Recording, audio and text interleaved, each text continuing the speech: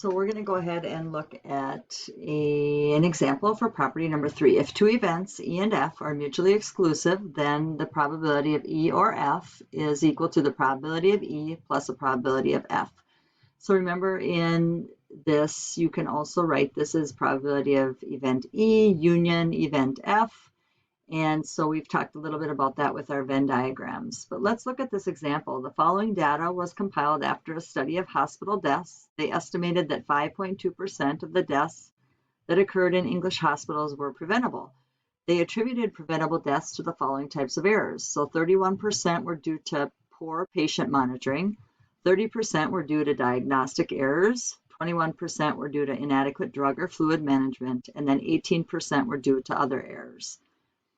So they want us to find the probability that a randomly selected preventable death is due to poor patient monitoring, a diagnostic error, or inadequate drug or fluid control. So the event E is basically the sum of all three of those types of errors or probabilities of those errors. And so they're giving us those probabilities in percentages. You are going to then look at, if I wanted to write this using our notation, we would just write this as P of poor patient monitoring. So I'm going to say PM, patient monitoring, or diagnostic error,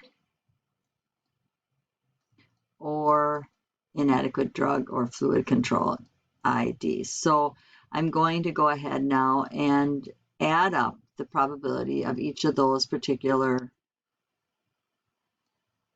errors. So 31% plus 30% plus 21%.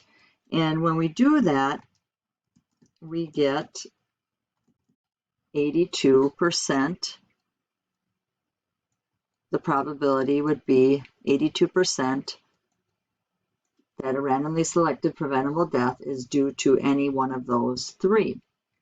You could, here's where this complement rule comes in, property number 4. Instead of adding up all three of these, it's probably faster to do the complement. So if I'm looking at 3 out of the 4 is what I'm finding the probability for, I could also just take, well, I know these have to add up to 100, so I could take 100 minus the 18 that was not included in that preventable death, and I'd still get an answer of 82. So the complement really is just getting the same answer, but maybe sometimes in a little bit faster way.